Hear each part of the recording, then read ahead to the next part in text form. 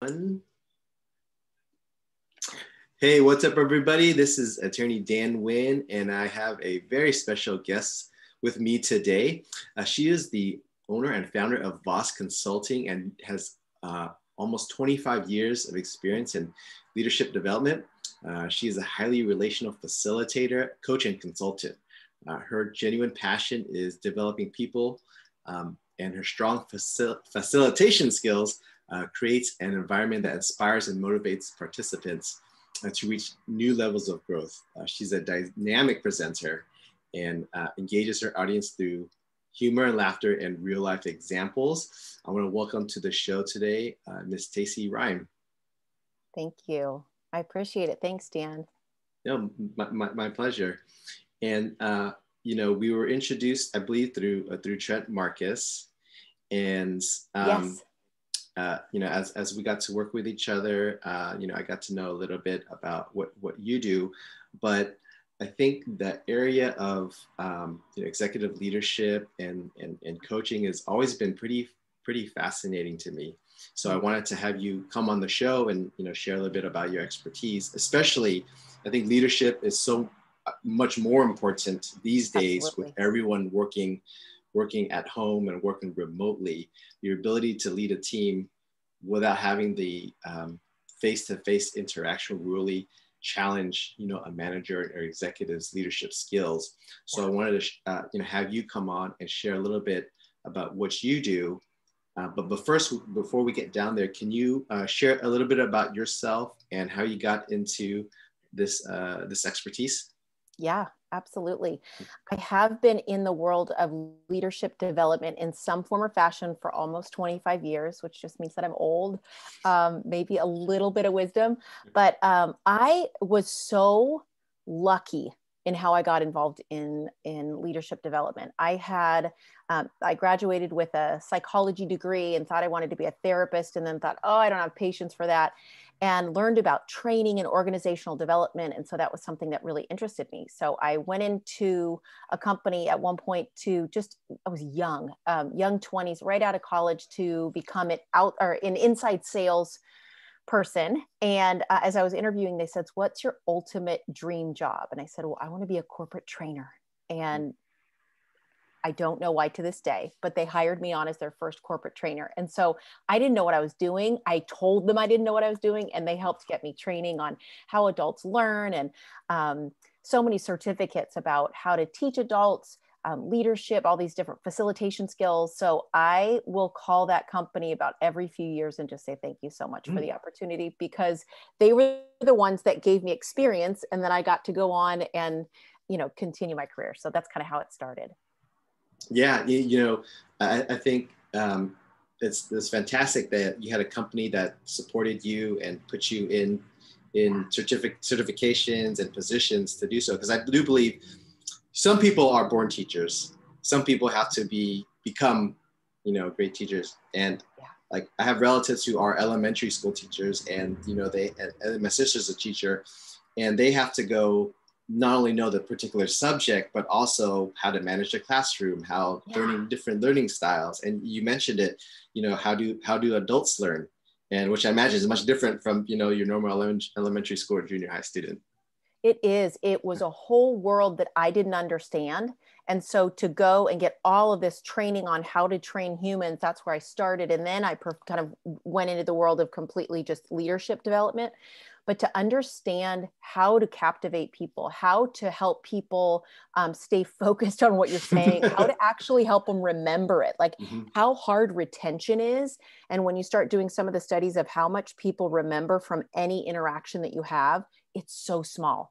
And so to understand how people learn, you can understand how they can retain that information. So yeah, very interesting to me. Now, someone told me, the human mind can only hold so as much as the human bladder can hold.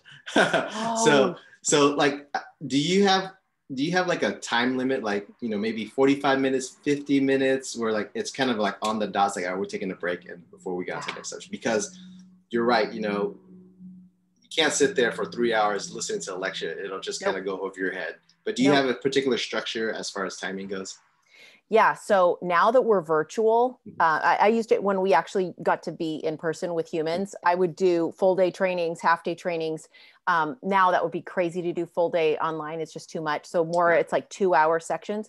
But no matter what that is, I still try to keep it in 15-minute chunks where I'm talking max 15 minutes and then we have time to interact. Because people, and when adults talk about things and think and turn their brains on and discuss, they actually remember it. So Mm, that is one of the tools, if you ever are in a training class and they make you talk to a buddy or share yeah. something, it's a tactic because that's how we remember and we learn from one another. So yeah, 15 minutes is my goal. Is I don't want to Mm. just speak one way over 15 minutes. Yeah, yeah, and I remember I've attended my fair share of events and seminars, and exactly how you said it. All right, we did a chunk, we did a topic, and then turn to your buddy next to you and just share with them what we just learned, and Yes. that really kind of solidifies the learning. And it's I was listening to a podcast the other day. Is you want to learn something really fast, go teach it. Isn't that the truth? Yeah. That's where they say like your retention is 95%. If you have to teach it, all of a sudden you become really present and you listen. And so, yeah, if you teach it back, you got it. Right, right. So I know your particular niche is executive coaching Mhm. and leadership. And Yes. so, with what's going on here, like I mentioned before, managers and executives' skills are really being stretched, right? Yeah. Or they are obviously, this is a kind of a once a lifetime thing for most people, and they've never had to deal with going all remote. Yeah. Maybe talk about some of the things that what you're training on, and what you're sharing with your clients to be a better manager, be a better leader Yeah. in times like this. Yeah. It's been so interesting, Dan, because when this first happened, I mean, this is our first go at it, right? Let's Mhm. hopefully it's our last go at a global pandemic. But I was convinced that my family would be on food stamps. Like I would have no other clients, everything was shut down, we were done. So a little dramatic.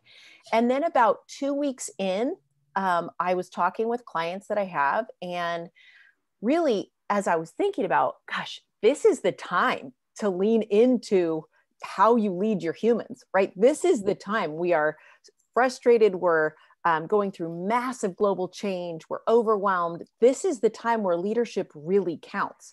And so, as I spoke with different clients and different people, this has just been probably one of the most fun periods of my life professionally, just because the hunger has been there.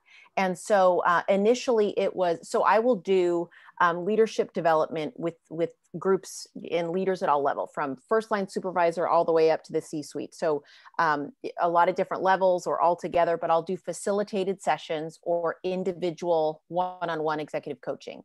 So I started doing more of both, a lot of individual, just one-on-one coaching with folks who are leading teams that are really struggling, or who've just been promoted into a new spot in the midst of this crazy. And so I'm helping them figure out what should be their kind of their next move.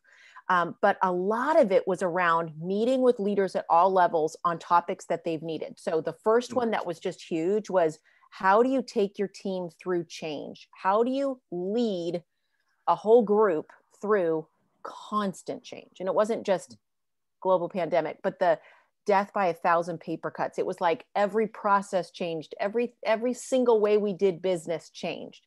So that was a big one that I was just inundated with clients on that topic. And then after that, which I found kind of amusing, it was conflict and difficult conversations, because we've now been at this for a while, and the last few months it's like it's settling in that we're not going back to work so soon. And there's still so much of that virtual stuff that you can rely heavily on emails and misunderstandings. And so a lot of people are just butting heads and have been asking, help my teams work well together and then cross functionally with other groups. So those have been two areas that I've been doing a lot of work on.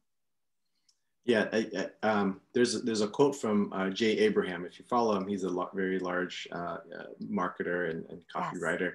But what he says, it is in the context of sales, but I think it applies across spectrums. It's, people are begging, silently begging to be led.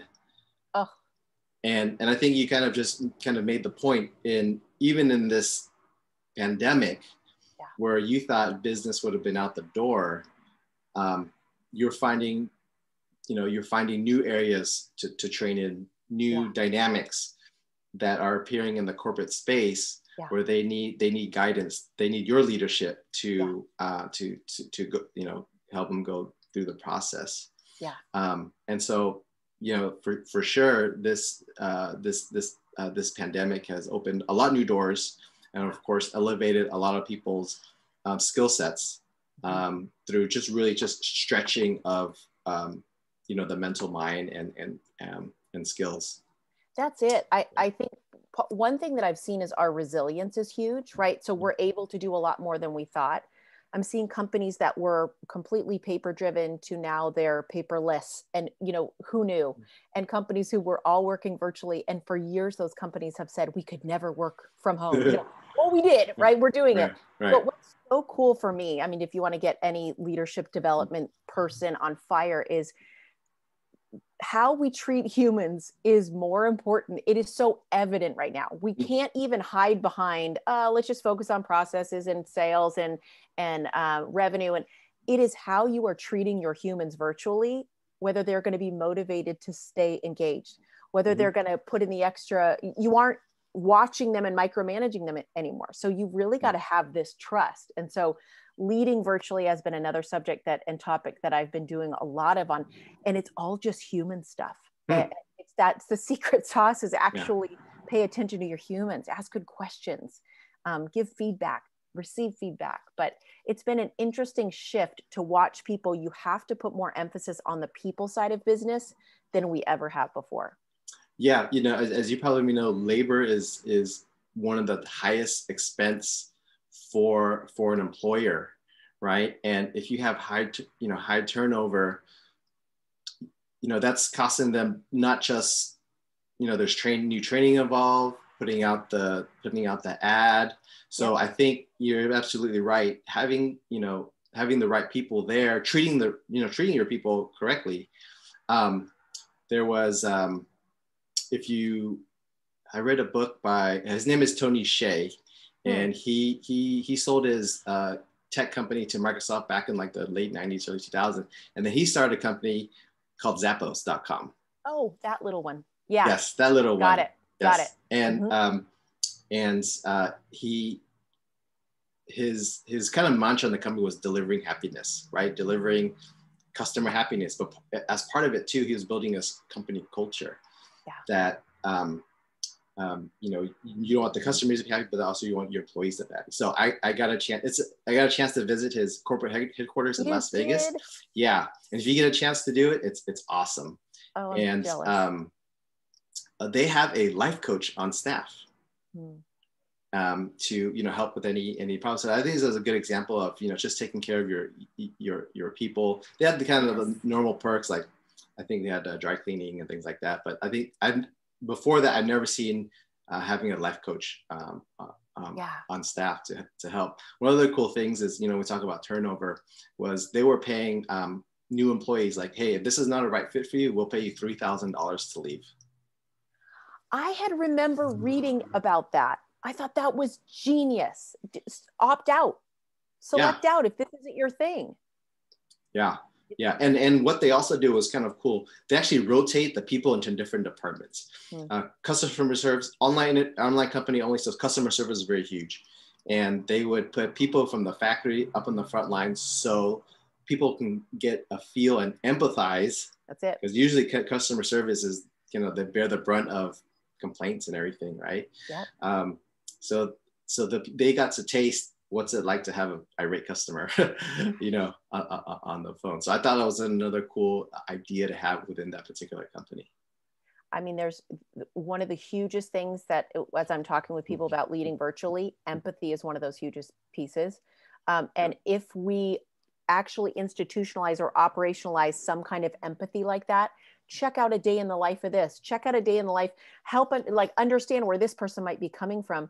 Then we get to this place where we assume positive intent when something goes wrong. We're like, oh, Yeah. but I've been in their shoes and that's tough. So that's a great way to just kind of operationalize it and make it a part of their culture. Love it. Yeah. Also remind me of another book. You know, we talk about turnover and employees, and I think what's really important is actually to have the right people in the right positions. What my task guy of all people gave me this book.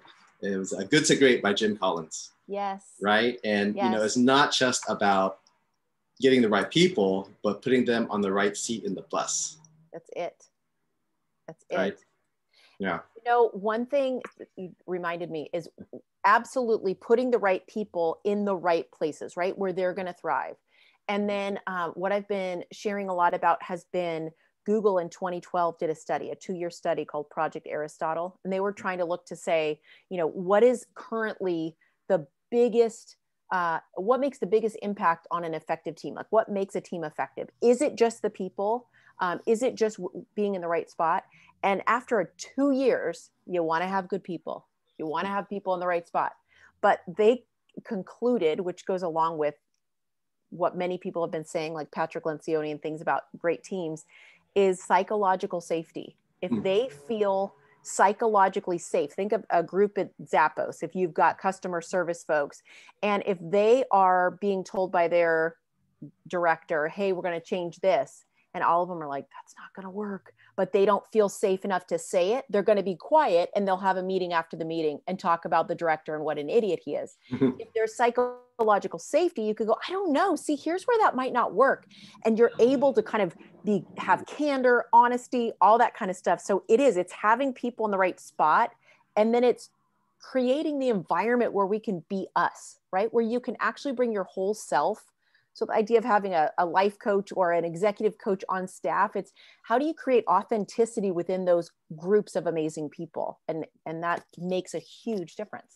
Yeah, I think it really comes down to like what culture does the leaders want to instill, you know, within the company, right? It's like, do you want to rule with an iron fist where you know what you say goes, or do you want to have, you know, a culture of open communication? It's probably more like a benevolent dictatorship, right? Because you know, you can't let every, you know, subordinate run the company, but because obviously you need leaders. But you know, it just goes back to like, you know, creating the corporate culture where everyone's feedback is valued and welcome. But I think on the flip side too, it's having the right culture fit for that person coming in, right? It's not just like, hey, this is wrong, this is wrong, this is wrong, this is wrong. And I think there's a skill in communicating, right? Like you just said, like, hey, what if we did it this way instead of this is wrong, that's never going to work type language. That's it. It's just allowing people to be, you're right. There's going to be an ultimate leader. There's going to be an ultimate decision maker. Not a problem. That has to happen. Move us forward. But allowing people to just in a skilled way to say, hey, I don't know if I see it that way. What if we did this? And not getting defensive and feeling like you're in a fight now. It's just, we're all bringing everything to the table. It breeds innovation. It breeds excellent service, great results, products, all those kind of things. Yeah. So, you know, whether pre-COVID or during COVID, you know, you mentioned some of the kind of new trainings that some of the companies and leaders have asked you to come on. Yeah. But what are some of the blind spots that you see pretty common that when you coach these leaders or executives and you say, hey, have you thought about this? Or, you know, here's something new that you might not have seen, and here's how I can help. Yeah. So this hasn't changed. So maybe that's good. I don't know. It's pre-post. It'll probably be around for a while. When I talk with leaders, this is why I started my consulting firm called Voss Consulting, is because Voss is you in Latin. And so my mantra, or my tagline is, it starts with you. Here's what I get all the time, Dan. Tacy, my team, they're not working together well. You know what they do? They do this and that. And then, how they communicate with this group. So I hear all the things, and then I will ask, so what have you done? Who have you spoken with? And they're, well, no, I mean, they should just know this stuff. This is ridiculous. Oh, okay. So now we've got to do this. And I will take the mirror and put it towards them and say, what do you own? Like, what's the part? What are you saying or not saying? What are you allowing? What environment are you helping to create? So we have to start owning our own stuff, or else we won't be able to help our teams. So when I go in for one-on-one executive coaching, I stopped coaching people who aren't interested in being coached. I stopped coaching people who people are putting them in coaching because they're in trouble. Like that, we're not going to make any headway. You have to be able to say, what do I own? I want to grow. I want to move. And so I think what I've seen pre-COVID, during, and we'll see again, is that we struggle with not only owning our own stuff, looking in the mirror, but then having those tough conversations with the people instead of saying, hey, Tacy, you're a coach. You want to tell them what to do? No, that's your job. And so giving tough feedback in a really great way is one of the hardest things that I have seen for amazing leaders, like amazing leaders. And their biggest struggle is to give feedback effectively. They either go way overboard, with way too hard, but more than likely it's, I'm going to hold off on it. I'm not going to give it to you. It's going to be a little vague. I'm uncomfortable, or I won't give it to you at all. So that psychological safety is the leaders aren't even comfortable with. So that's been common yesterday and today. Yeah. Probably, for the next however long they're managers and, I mean, I hope, because then I'll stay employed. Yeah. Now, you probably heard of the concept of the feedback sandwich. Do you employ that particular concept, or do you have a different methodology to use with your clients? So definitely a different methodology. And it's so interesting. Feedback sandwich is so, it had its good intent, right? It was so good. You give someone the good stuff. You're so amazing and you add so much to this team. That's the bun. But you kind of aren't getting in any of your reports on time, and there's filled with inaccuracies. But I'm so grateful that you're a part of the team. So when you go good, bad, good, my philosophy is that you are saying that middle beef in the sandwich or the turkey in the sandwich is so bad that I had to sandwich it with good. It's you are so in the principal's office that I had to give you good. It also is so darn confusing. So someone might come out of a feedback discussion. They're like, did I just get a raise? I'm so confused. Do they love me, or am I in trouble? So, or it's inauthentic. Like they look back and go, oh, that sucks. You just said good stuff to me to make you feel better. It feels a little disingenuous. So it's a good, the idea was there. And here's what I say to people. If you have positive feedback to give and negative feedback to give, great. You can do that in the same conversation. Just don't mush them together. Really give good, hey, here's what I noticed that you did. And the impact of that is this. Thank you so much. I wanted to talk to you about something else I noticed. This hasn't been in on time, and that's really messing up our team. Just separate it, and it'll be clear. Yeah. And when you mentioned just separate it, good feedback shouldn't be limited to just when you got to deliver bad news, and yes. Right? It probably should be giving on a more constant basis. Yes, they say that if they've interviewed individual contributors, people who have bosses, and they say, is your boss giving you even kind of equal feedback, good and bad feedback? And stats showed that if you give double the positive, it feels equal. Like you don't think someone's picking on you.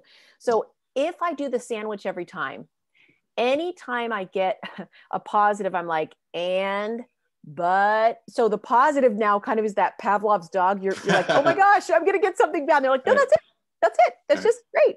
So it gets confusing. Right. All right. So we're kind of near the end here. Yeah. You've been in this game for a very long time. If someone is looking to bring on someone like you, but they've never brought in a coach or someone on the outside to help them, manage their teams, what are some of the things that they should be looking for to bring in who's really effective and can create change in their company? Yeah, you're going to want to look for someone.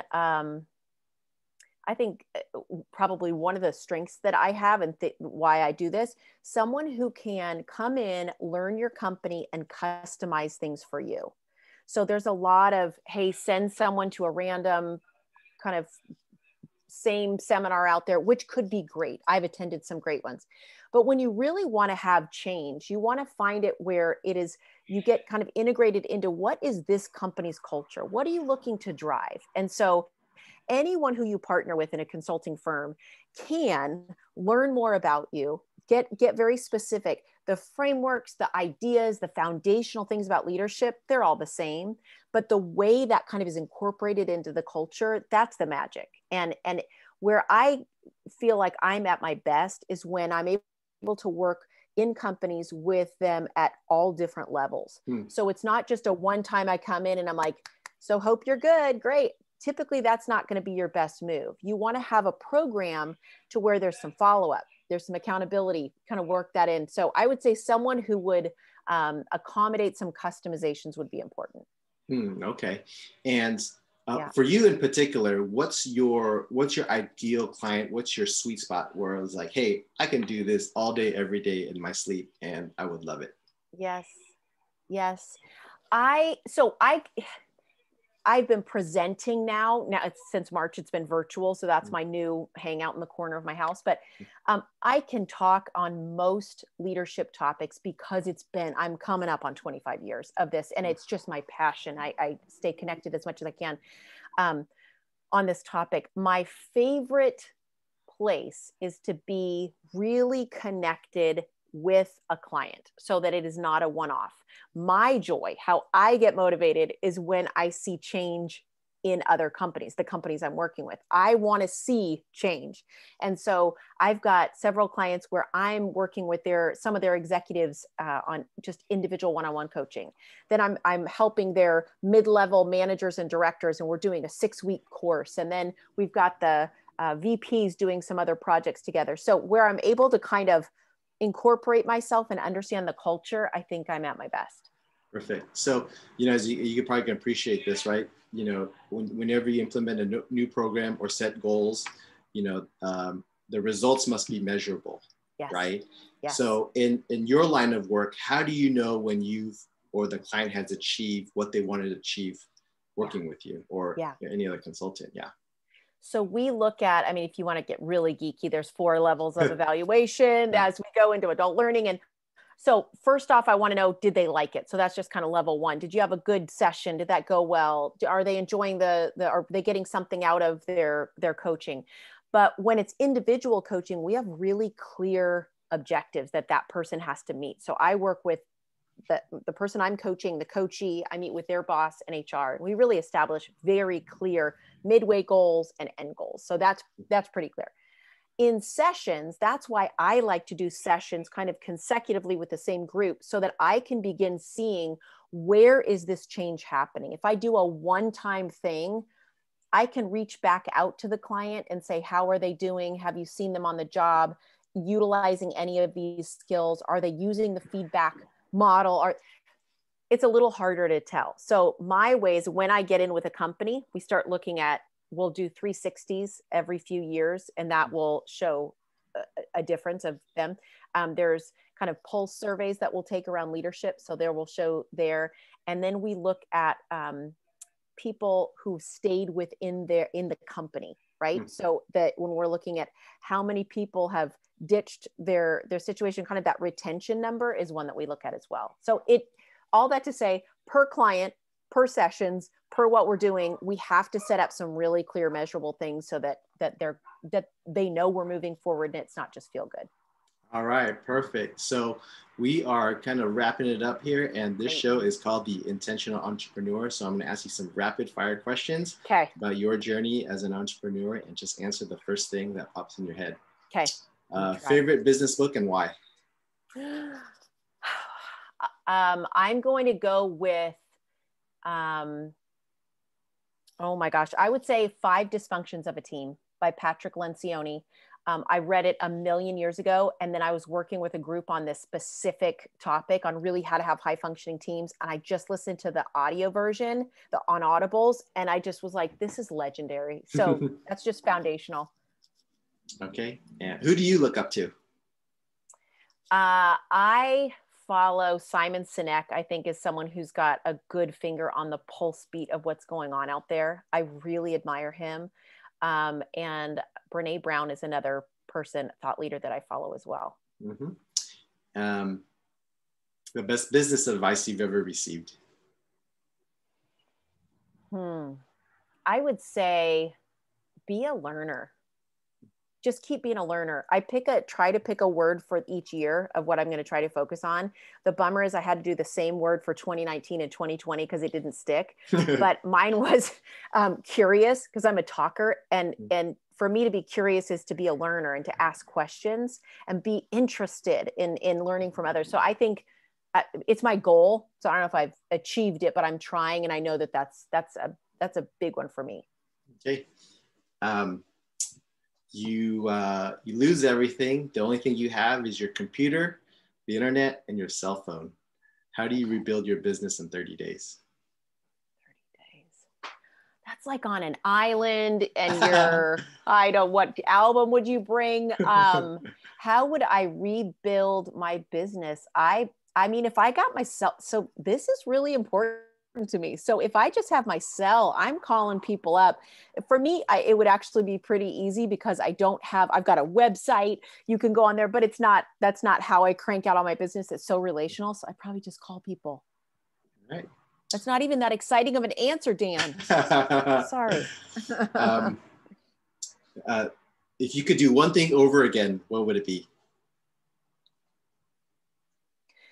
I was working in internal companies, like in organizational development, leadership development in companies for about 18 years of my career. And then I jumped out and I went and created Voss Consulting. And I've been doing, all of the consulting out. So external consultant, I would have done that earlier because I was scared. It was risk. I felt like I was jumping off the edge of a cliff.